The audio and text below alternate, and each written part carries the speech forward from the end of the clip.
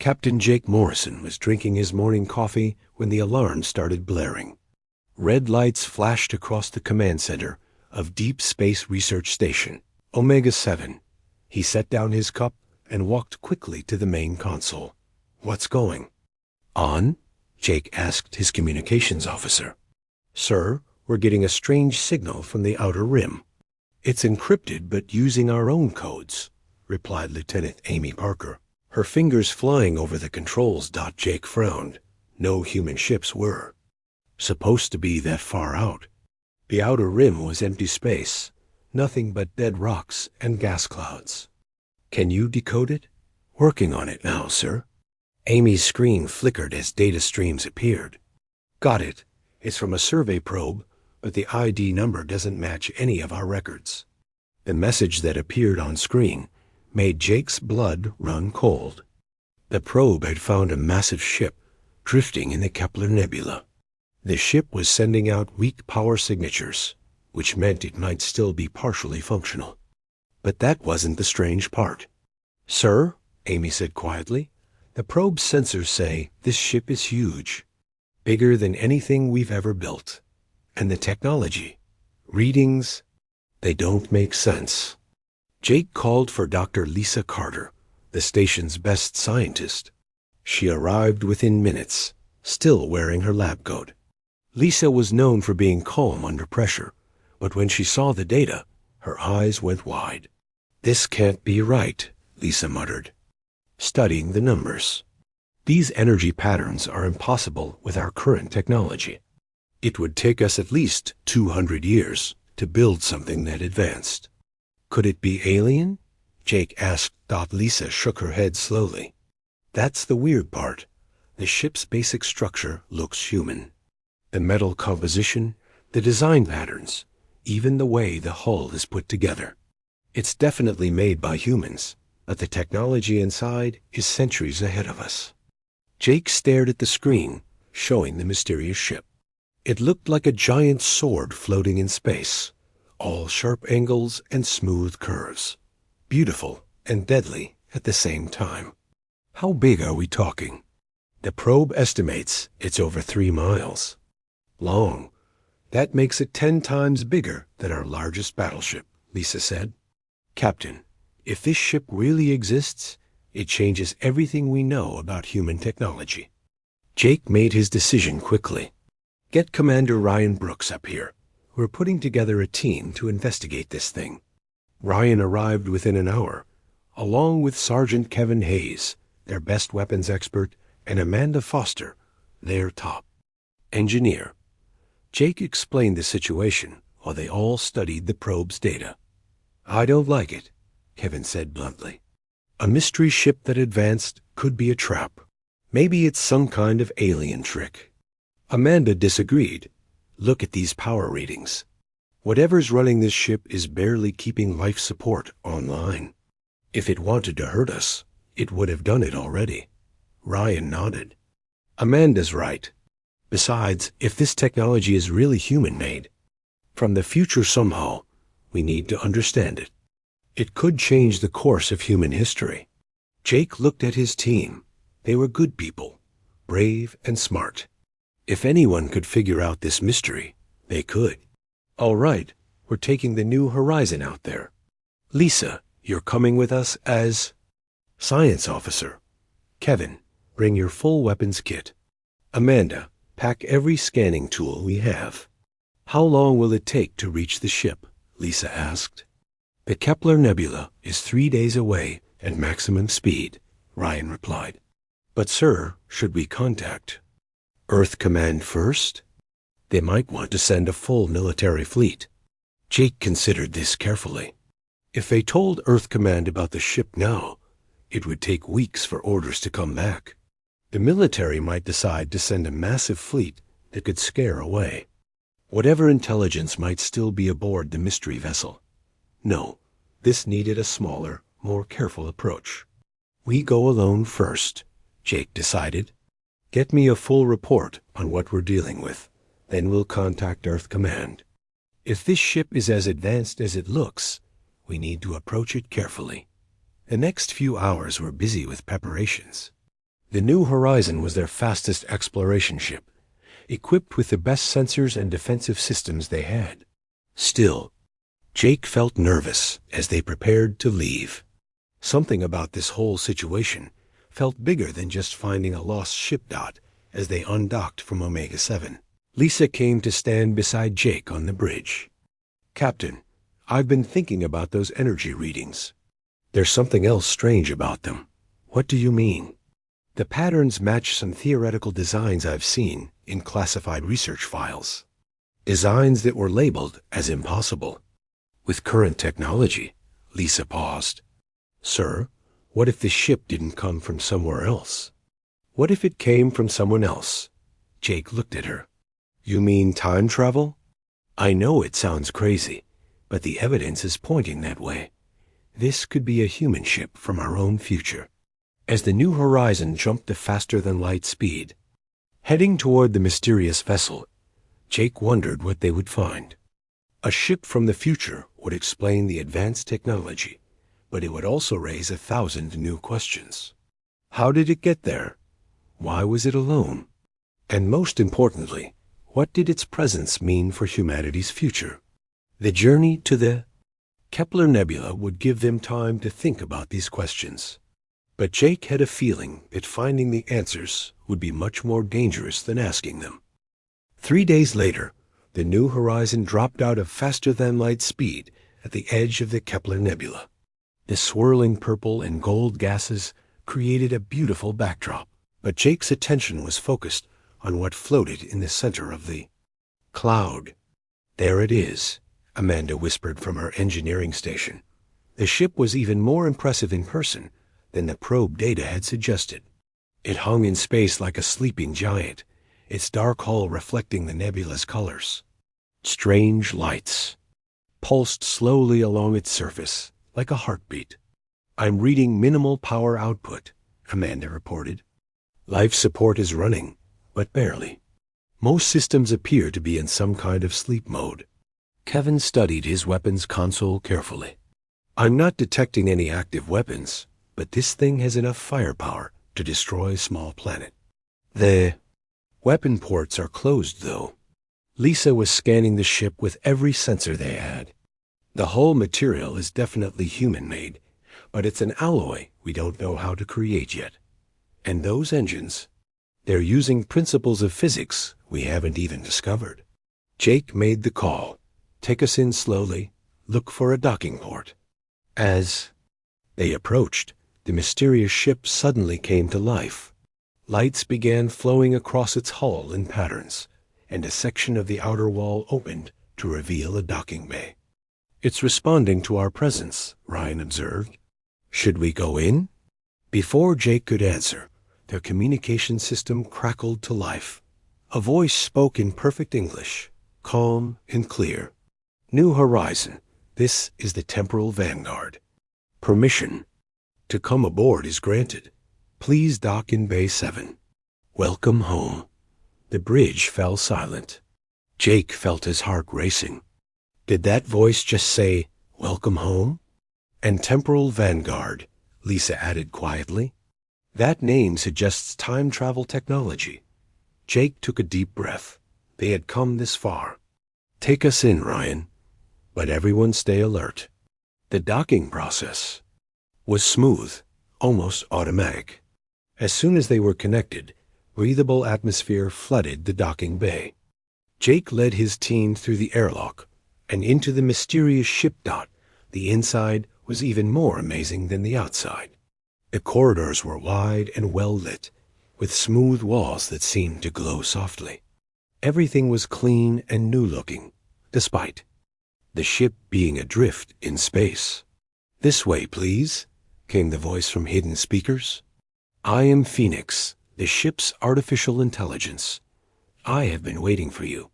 They followed the voice's directions through corridors that seemed to stretch forever. Jake noticed that the walls showed holographic displays of star maps and technical diagrams that he couldn't understand. Finally, they reached a large room that looked like a command center.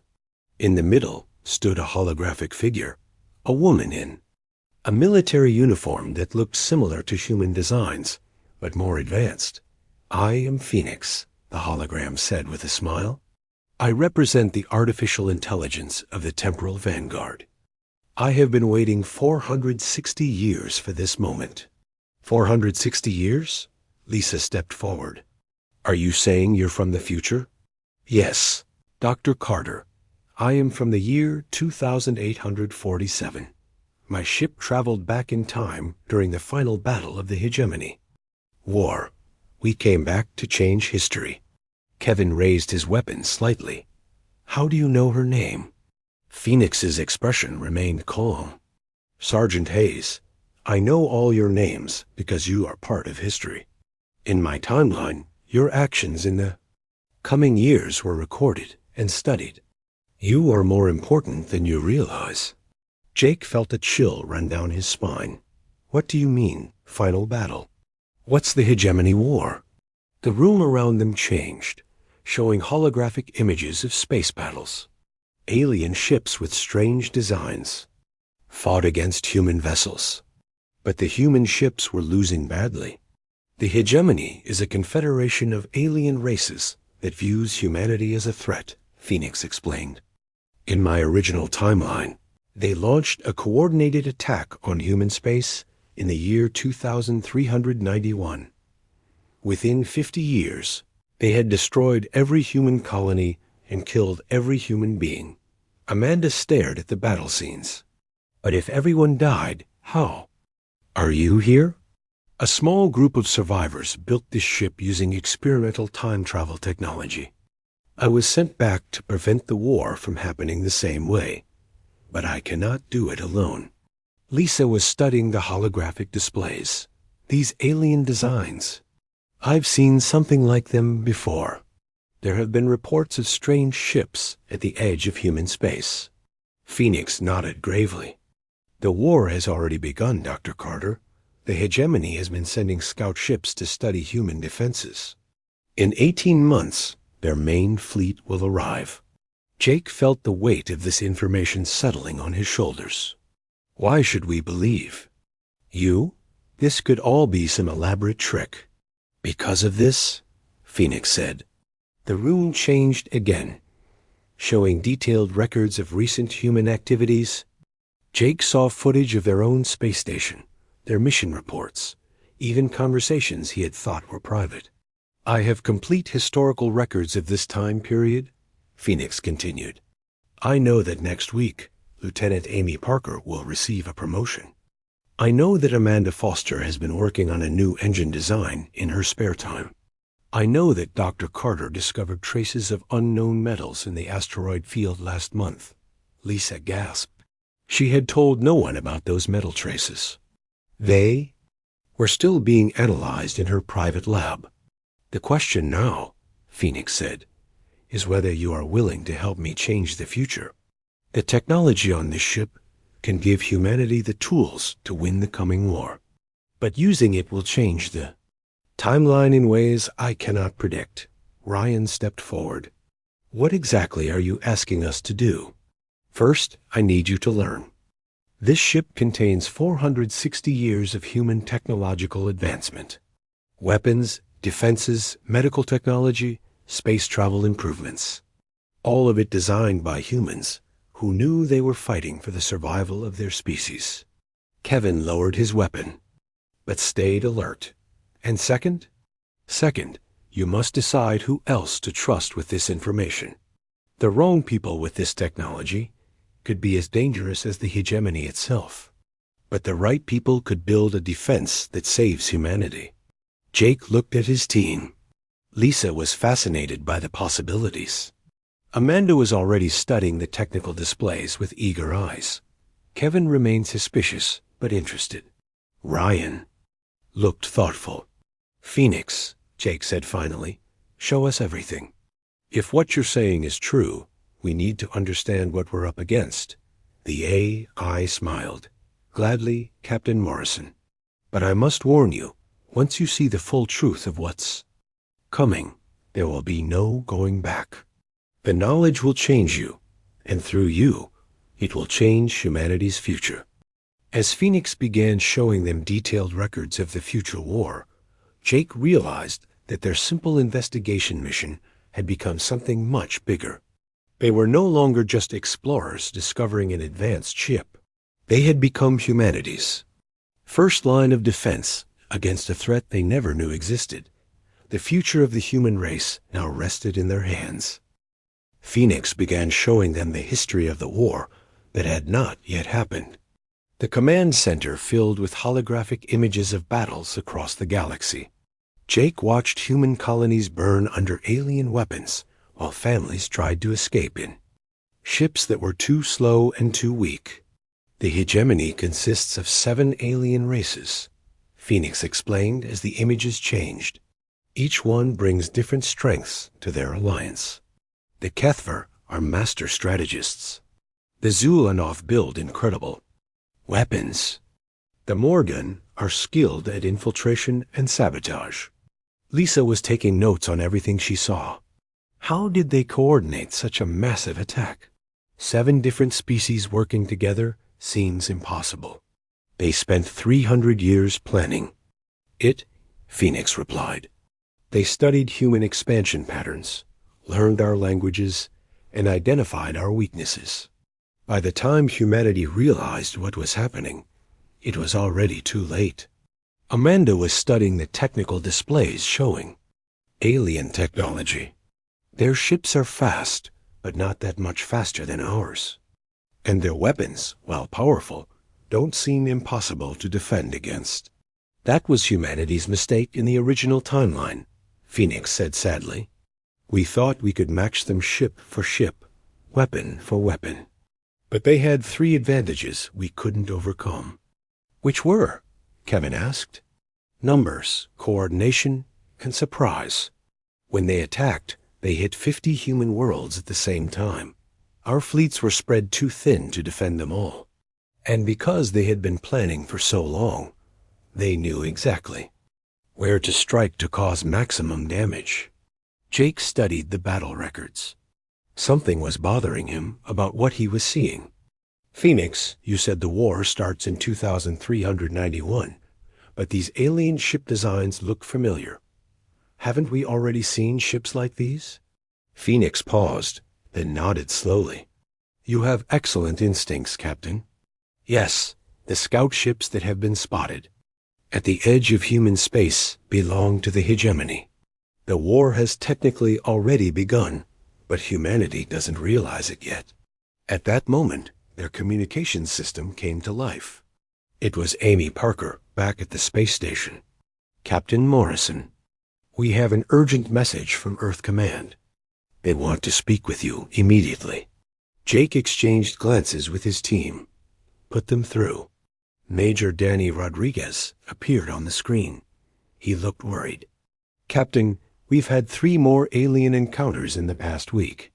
Each time, the ships vanished before we could get close enough to scan them properly. Command wants all exploration teams to return to base immediately. Major, we've discovered something out here that might explain those encounters, Jake said carefully. We need more time to investigate. Negative, Captain. Orders are orders. Return to base within 48 hours. After Jake ended the communication, Phoenix spoke quietly. In the original timeline, Major Rodriguez died during the defense of Earth. He was a good man who fought bravely until the end. The weight of that statement hit everyone hard. They were talking about real people, real deaths that would happen unless they could change history. Show us more, Lisa said firmly. We need to understand everything. Phoenix continued the historical briefing. They saw how the alien alliance had divided human space into sectors, each one assigned to a different alien race. The Kethver took the core worlds, including Earth. The Zulanov claimed the industrial planets. The Mordan targeted the research stations and universities. They wanted to eliminate our ability to develop new technology, Phoenix explained. Without research facilities and industrial capacity, humanity couldn't adapt quickly enough to counter their attacks. Amanda was studying the ship's systems while listening to the briefing. Phoenix, this ship has manufacturing capabilities. Could it build more ships like itself? With the right resources, yes, but building ships alone won't win the war. Humanity needs to change its entire approach to defense. In the original timeline, we fought like individual planets trying to protect themselves. We need to fight as one united species. Kevin was examining the weapon systems. These guns could destroy an entire enemy fleet. Why not just build a few dozen ships like this one and end the war quickly? Because that would create a temporal paradox, Phoenix replied. If I give you too much technology too quickly, it could change the timeline in unpredictable ways. The hegemony might attack earlier, or with different strategies. I have to be very careful about what knowledge I share and when. Jake was beginning to understand the complexity of their situation. So you can't just tell us how to win. You have to guide us to discover it ourselves. Exactly. I can show you what doesn't work and provide tools when you're ready for them. But humanity must still earn its victory. Lisa looked up from her notes. Phoenix, in your timeline, did humanity ever try to make peace with the hegemony? The AI's expression grew sad. Many times. Humanity sent diplomats, offered trade agreements, even proposed sharing territory. The hegemony's response was always the same: complete extermination. They believe that any intelligent species that isn't part of their alliance is a threat. That must be eliminated. Have you tried going back further in time? Ryan asked. Maybe prevent the hegemony from forming in the first place? This ship can only travel back in time once. The temporal drive burns out after a single use. I chose this time period because it's the last moment when humanity still has a chance to prepare for what's coming. Amanda had been studying the ship's database. Phoenix, I'm seeing references to other human technologies that don't exist yet. Medical advances, terraforming equipment, even some kind of consciousness transfer system. All developed during the war years, Phoenix confirmed. When humanity was facing extinction, human scientists made incredible breakthroughs. Desperation can inspire amazing innovation. Jake felt a plan beginning to form in his mind. Phoenix, what if we could recreate those conditions?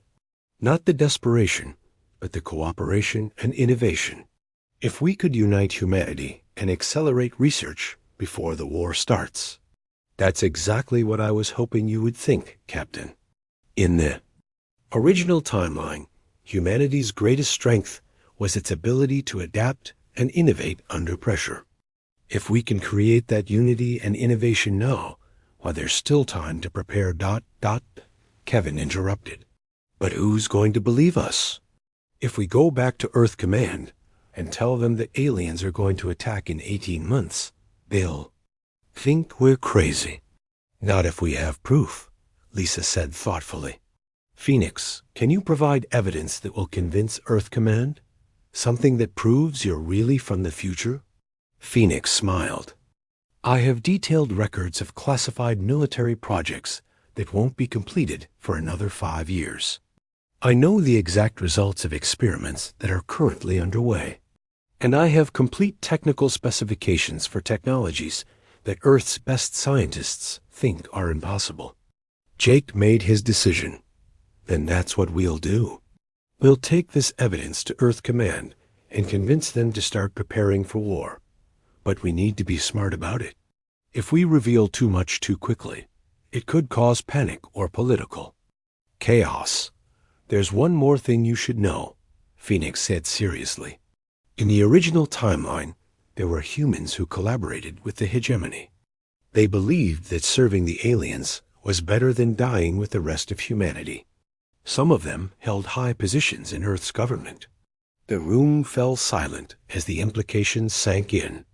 Not only did they have to convince Earth Command to prepare for war, they had to do it without alerting potential traitors. How do we know who to trust? Ryan asked. Carefully, Phoenix replied.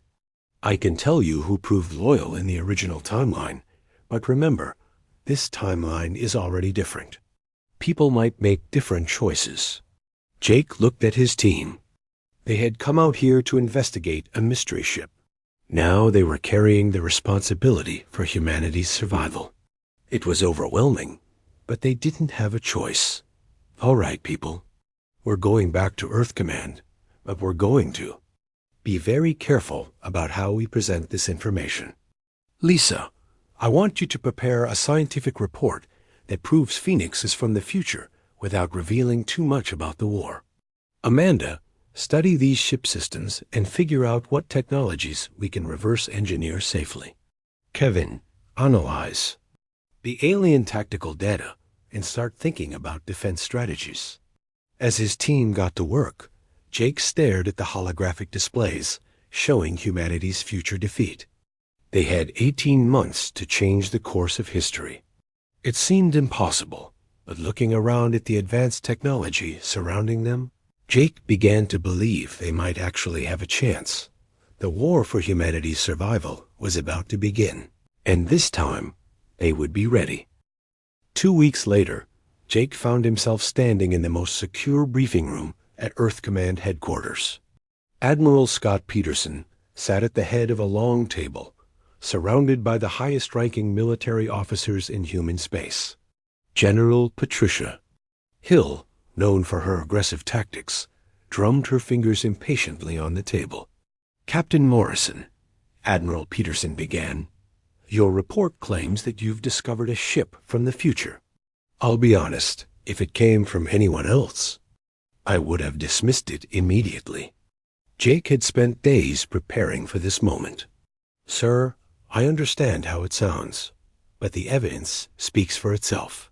He activated the holographic projector, and Phoenix appeared in the center of the room. Several officers reached for their weapons, but Admiral Peterson held up his hand. I am Phoenix, artificial intelligence of the Temporal Vanguard, the AI said calmly. I come from the year 2847 with a message for humanity. General Hill leaned forward. Prove it. If you're really from the future, tell us something we don't know. Phoenix's expression remained serene. General Hill, tomorrow at 08:00 hours U, will receive a classified report about the failure of the Titan base defense grid. The report will recommend a complete redesign of the system. The failure was caused by a programming error in line 2847 of the main control code. General Hill's eyes widened. The Titan base project was so classified that only 12 people in the entire military knew about it. The defense grid hasn't even been tested yet, she whispered. In my timeline, it failed during its first live fire exercise, Phoenix replied. 17 people died because of that programming error. Admiral Peterson leaned back in his chair. What else can you tell us? For the next hour, Phoenix provided detailed information about classified projects, upcoming discoveries, and future events. Each revelation proved that the AI possessed knowledge that shouldn't exist yet. Finally, Admiral Peterson spoke. Let's assume you're telling the truth. What exactly are you asking us to do? Jake stepped forward. Sir, Phoenix has shown us records of a future war that humanity loses. The enemy will attack in approximately 18 months. We need to start preparing now. What kind of preparations? Asked General Hill. Phoenix created holographic displays showing the alien ships and weapons. The hegemony possesses superior numbers and coordination. However, their technology is not insurmountable. With proper preparation, humanity can develop countermeasures. Dr. Lisa Carter, who had been quietly taking notes, spoke up. Admiral, I've been studying the technical data Phoenix provided. Some of these technologies are decades ahead of our current capabilities, but the basic principles are sound. We could begin research immediately. Amanda Foster nodded in agreement. The ship's manufacturing systems could help us prototype new designs much faster than normal. We could accelerate human technological development by 50 years in a matter of months. General Hill's expression was skeptical. And why should we trust a machine from a timeline that no longer exists? For all we know, this could be some elaborate alien deception. Phoenix turned to face her directly. General, in my original timeline, you led the defense of the Europa colony. You held out for 6 days against impossible odds, saving over 2 million civilians. Your sacrifice allowed the evacuation fleets to escape. You died a hero. The room fell silent. General Hill stared at the AI with a mixture of surprise and emotion. However, Phoenix continued, in this timeline, I hope to make sure that sacrifice is unnecessary.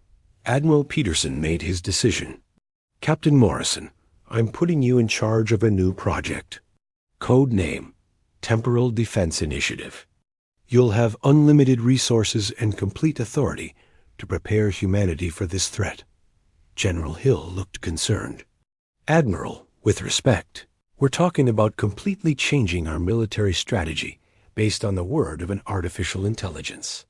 What if we're wrong? Then we'll have wasted some resources building better defenses, Admiral Peterson replied. But if we're right and we do nothing, humanity dies. The risk analysis is clear. Over the following days, Jake found himself promoted to Admiral and given command of humanity's most important military project. Dr. Carter established the Temporal Research Institute, bringing together the best scientists from across human space. Amanda Foster was named Chief Engineer of the new Advanced Shipbuilding Program, but not everyone was convinced. Jake discovered that several high-ranking officials were questioning the project behind closed doors. Some thought it was a waste of resources. Others worried that accelerating human technology too quickly might be dangerous. During one late-night planning session, Phoenix pulled Jake aside for a private conversation. Admiral, there's something I haven't told you about the original timeline. Phoenix said quietly. The hegemony had help from within humanity. Several high-ranking humans provided them with intelligence about our defenses. Jake felt his blood run cold. Traitors. Are any of them in positions of authority now? I cannot be certain. The timeline has already changed too much. People who were loyal before might make different choices now, and vice versa. But you must be careful who you trust with complete information. Can you give me any guidance? Phoenix hesitated. Watch for those who seem too eager to make radical changes, or too resistant any change at all. The collaborators in my timeline were motivated by either greed for power or fear of the coming war. Meanwhile, Amanda was making incredible progress, reverse engineering the Temporal Vanguard's technology. The first prototype weapon systems were already showing promise in testing. But each breakthrough raised new questions about how quickly they should implement these advances. Admiral, Amanda reported during one of their weekly briefings, we could have the first new class warship ready in 6 months. But Phoenix is right about the timeline risks. If we deploy this technology too early, it might change the hegemonies. Attack strategy. Kevin Hayes, now serving as tactical advisor, had been studying the alien battle plans. Sir, I've identified several key weaknesses in their strategy, but they're all based on the assumption that they'll catch us unprepared. If they suspect we know they're coming, they might attack earlier or with different tactics, Jake finished. We need to find the right balance between preparation and maintaining the element of surprise. Dr. Carter had been analyzing the temporal mechanics of their situation. Admiral, I think I understand the paradox we're facing. Phoenix came back to change history, but every change we make creates new possibilities. We're not just trying to win the original war, we're trying to prevent a completely different war that we're accidentally creating. As the weeks passed, Jake began receiving reports of increased alien activity at the edges of human space. Scout ships were appearing more frequently, and they seemed to be studying human military installations more carefully. They know something has changed. Phoenix confirmed during one of their private meetings. The timeline shifts are creating ripples that the hegemony can detect. They're accelerating their own preparations. Jake realized they were in a race against time. Humanity needed to be ready for war, but if they prepared too obviously, they might trigger the very attack they were trying to prevent. Phoenix, Jake said finally, I need to know, in your original timeline, what was the first sign that the war was about to begin? 3 months before the main attack, the hegemony stopped sending scout ships, Phoenix replied. The sudden silence meant they had gathered all the intelligence they needed and were preparing for the final assault. Jake checked the current reports. Alien scout ship sightings had been increasing steadily for months. If Phoenix was right, they still had time to prepare. But not much. How long do we have? Jake asked. Phoenix's expression was grave. Based on current trends, I estimate the hegemony will begin their attack in approximately 14 months. But, Admiral, there's something else you need to know. What? In my timeline, humanity's greatest advantage wasn't our technology or our weapons. It was our unity. When faced with extinction, humans put aside all their differences and fought as one species.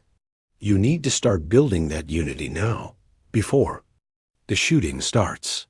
Jake looked around at his team, humans from different planets, different backgrounds, all working together to save their species. Maybe Phoenix was right. Maybe humanity's greatest strength wasn't in the advanced technology they were building, but in their ability to come together when it mattered most. The question was whether they could build that unity in time, and whether the secrets they were keeping would tear them apart before the real enemy arrived. 14 months after their first meeting with Phoenix, Admiral Jake Morrison stood on the bridge of humanity's newest warship, the U.E.'s Defender. Around him, officers from 12 different human colonies worked together as one crew. The ship itself was a masterpiece of reverse-engineered technology from the temporal vanguard, but built with human hands and human determination. Admiral, we're detecting massive energy signatures at the edge of the system, reported Commander Ryan Brooks, now serving as his first officer. It's them, Jake nodded calmly. They had been expecting this moment. For over a year, humanity had been preparing for the war that Phoenix had warned them about. The preparation had not been easy. The first challenge had been convincing the other human colonies to unite. Many planets had been suspicious of Earth Command's sudden interest in building a unified defense force. Some had refused to share resources or technology. Others had demanded to know why such preparations were necessary. Dr. Lisa Carter had solved this problem by carefully releasing some of Phoenix's future historical records. She showed colony leaders evidence of alien scout ships that had been observing their worlds. She provided technological advances that proved humanity could achieve incredible things when working together. Slowly, the colonies had begun to cooperate. Amanda Foster had performed miracles in the shipyards. Using designs from the temporal vanguard, she had supervised the construction of 50 new warships. Each one was smaller than Phoenix's ship, but carried weapons and defenses that were centuries ahead of previous human technology. The hegemony fleet is dropping out of faster-than-light travel, Kevin Hayes reported from his tactical station. I count over 300 ships, just like Phoenix predicted. Jake opened a communication channel to the other human ships. All vessels, this is Admiral Morrison. Remember your training. Stay in formation and trust your captains. Today, we show the galaxy that humanity will not go quietly into the night. The hegemony fleet was impressive and terrifying. Their ships were sleek predators, designed for quick strikes and overwhelming firepower. In the original timeline, this same fleet had destroyed Earth's defenses within 6 hours. But this was not the original timeline. Admiral, Dr. Carter reported from the science station. I'm detecting the same weaknesses in their formation that Phoenix identified. They're still using the tactics that worked against unprepared humans. Excellent. All ships execute Plan Alpha. The human fleet moved in perfect coordination. Instead of meeting the alien attack head-on, they split into smaller groups and began flanking maneuvers. The hegemony commanders were expecting confused and desperate resistance. Instead, they found organized, tactical brilliance. Phoenix appeared as a hologram on the bridge. Admiral, the hegemony is responding exactly as predicted. They're trying to adapt to your tactics, but their command structure is too rigid for quick changes. The first exchange of fire lit up space like a deadly fireworks display. Alien weapons that should have cut through human shields met advanced defensive systems that held firm. Human weapons that the hegemony had never seen before began taking their toll on the attacking fleet. Their lead ship is targeting our position, Kevin reported. It's one of their battleships. Let them come, Jake replied calmly. Amanda, how are our new engines performing? Like a dream, sir. We can outrun anything they have. The U's Defender danced through space, avoiding the massive alien battleship's weapons, while its own guns hammered at the enemy's weak points. Around them, the rest of the human fleet was performing similar maneuvers with deadly efficiency. But Jake knew this was just the beginning. The real test would come when the hegemony realized they were facing a prepared enemy and adapted their strategy. Admiral, we're receiving a communication from the hegemony fleet, the communications officer reported. Put it through. An alien face appeared on the main screen. It was reptilian, with cold yellow eyes and a mouth full of sharp teeth. When it spoke, its voice was translated by the computer into heavily accented English. Human Commander, I am War Leader Kethfor Zulanoth. Your resistance is unexpected but futile. Surrender now, and some of your species may be allowed to serve. Jake looked directly into the alien's yellow eyes. War Leader, I am Admiral Jake Morrison of the United Earth Defense Force. Your attack on human space is an act of war. Withdraw your forces immediately. The alien's expression showed something that might have been surprise. You speak as if you have a choice in this matter. Your species has been judged a threat to galactic order. Extinction is your only option. Then you've made a serious mistake, Jake replied, because humanity doesn't know how to surrender. He cut the communication and turned to his crew. Phoenix, are you ready for Phase 2? Yes, Admiral. Temporal Communication Array is standing by.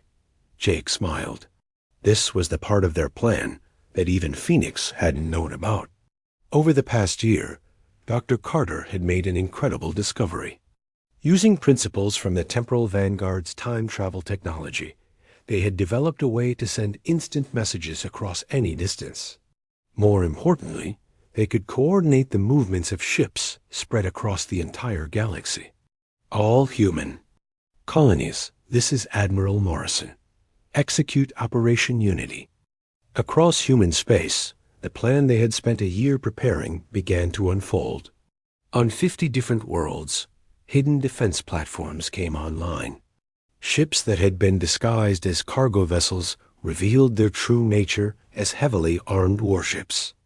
Space stations that looked abandoned suddenly blazed with weapon fire. The hegemony had planned to attack 50 human worlds simultaneously. Instead, they found themselves fighting 50 prepared battles against an enemy that was coordinating its defense in real time. Admiral, reports are coming in from all fronts, Ryan announced. The colony defense forces are holding their ground. The aliens are taking heavy losses. But Jake knew the real victory would have to be won here, in this system. The hegemony's main fleet was still intact, and they were beginning to adapt to human tactics. Their formation is changing, Kevin reported. They're concentrating their firepower instead of spreading it out. Just as Phoenix predicted they would, Jake replied. Amanda, are the new fighters ready? Standing by in launch bays, sir. Launch. All squadrons. What emerged from the human ships would have been impossible in the original timeline. These weren't just fighters. They were miniature versions of the Temporal Vanguard's technology, capable of moving faster and hitting harder than anything the hegemony had ever faced. Phoenix watched the battle unfold with something that might have been pride. Admiral, the hegemony is beginning to retreat from several colony systems. Your coordinated defense is working. But even as some alien forces retreated, the main fleet pressed their attack harder. The war leader's ship fired a weapon that Jake had never seen before, a beam of pure energy that cut through space like a sword. Evasive maneuvers. Jake shouted, but the beam was too fast. It struck the UE Defender's starboard side, sending the ship spinning. Hull breach on deck 7. Through 9, Amanda reported, but our new armor held. Damage is manageable. Jake realized that the aliens still had surprises of their own. This battle was far from over. All ships, focus fire on the war leader's vessel. Phoenix, can you identify any weaknesses in that new weapon? Analyzing now, Phoenix replied. The weapon requires massive amounts of energy. It can only fire it once every 3 minutes. That's our window. All fighters, attack pattern Delta. Hit them during their recharge cycle. The human fighters swarmed the alien battleship like angry bees. Their weapons might have been smaller, but they were precise and devastating. Within minutes, the war leader's ship was listing and smoking. Admiral, we're detecting explosions throughout the hegemony fleet, Dr. Carter reported. I think they're retreating. Confirm that, Jake ordered. Confirmed, sir. The alien fleet is withdrawing from all human systems. We've won. The bridge erupted in cheers, but Jake remained focused. Phoenix, in your original timeline, did humanity ever achieve a victory like this? Phoenix's expression was thoughtful. No, Admiral. In my timeline, the first battle was a complete disaster for humanity. This changes everything. How so? The hegemony now knows that humanity is not the weak, divided species they expected to find. They will return, but with different tactics and stronger forces. However, they will also treat humanity as a serious threat rather than prey to be hunted. Jake understood the implications. They had won this battle, but the war was far from over. However, humanity had proven something important. They could fight as one species and win. Dr. Carter, I want a full analysis of everything we learned today. Amanda, begin planning for the next generation of ships. We need to stay ahead of whatever the hegemony brings next time. And Phoenix, Jake said, turning to the AI, I want you to start planning our next move. We're not going to wait for them to attack us again. It's time humanity went on the offensive. Phoenix smiled, the first time Jake had seen the AI express genuine happiness. Admiral, I believe humanity's future is in excellent hands. In my timeline, we fought desperately for survival. In this timeline, you're fighting for victory. As the human fleet regrouped and began rescue operations, Jake looked out at the stars. Somewhere out there, the hegemony was licking their wounds and planning their next move. But Huma,